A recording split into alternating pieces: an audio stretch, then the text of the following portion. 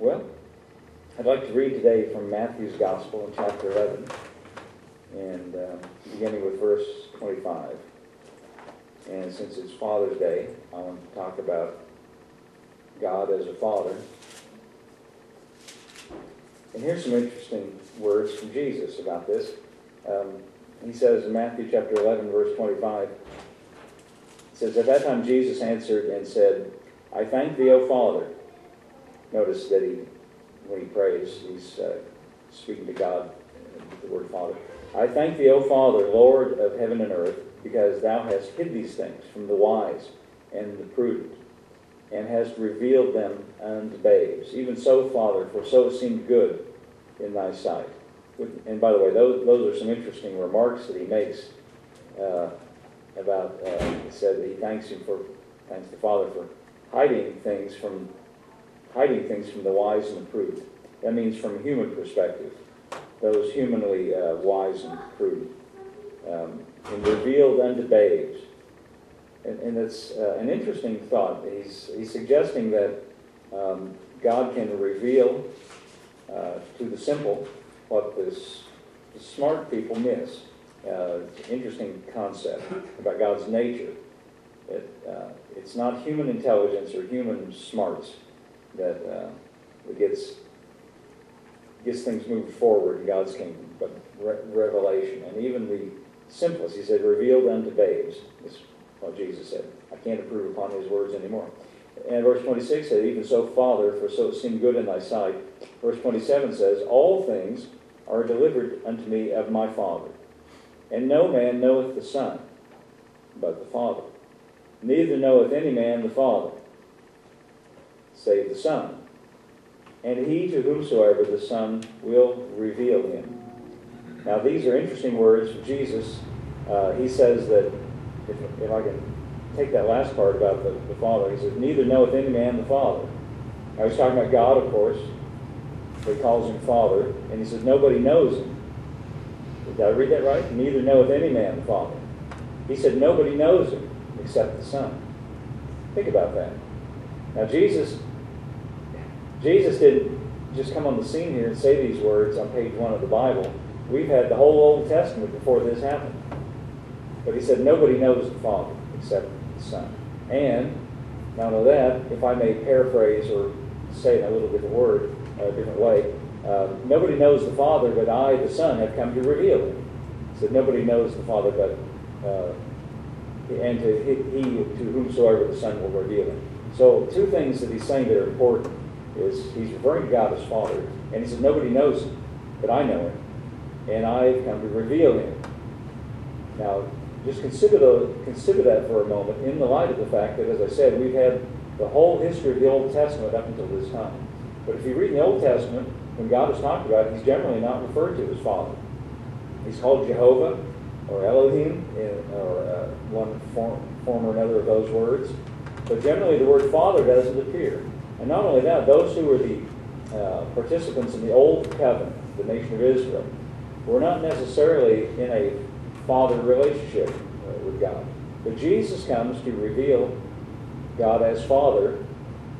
And what that tells me, for one thing, is that if you read the Old Testament, and it's nothing wrong with that, you should read it, but just keep in mind as you read the Old Testament, you are getting an incomplete picture of God.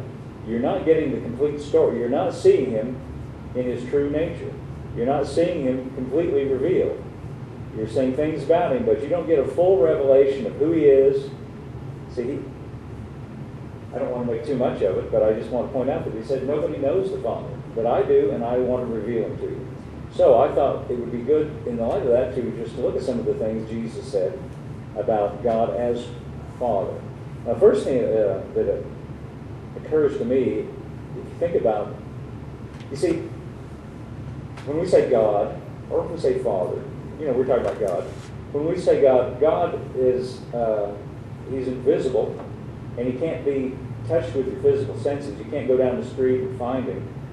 Your physical senses can't contact him. You don't see him, you don't feel him in a physical sense. And really, you have no basis for not knowing anything about God except what's revealed. That's why he said, you reveal these things.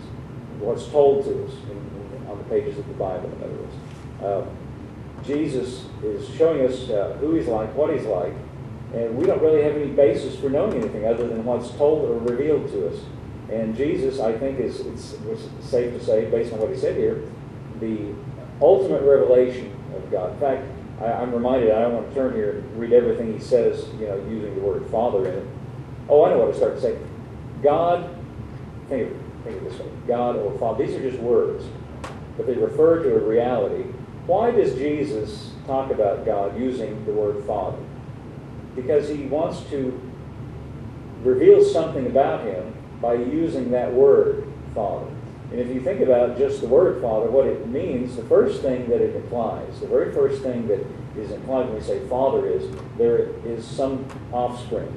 There is someone born. In other words, you don't become a father by just being a male. You're a father after there's offspring born. Does that make sense? So the very fact that he is called Father means that there are children.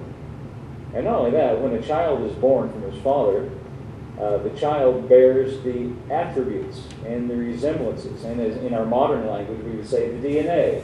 When a child is born, he carries the DNA of the parents. And since we're talking about father, that's what I'm focusing on. We, of course, know the mother is important as well. But mother, we've already had Mother's Day, so...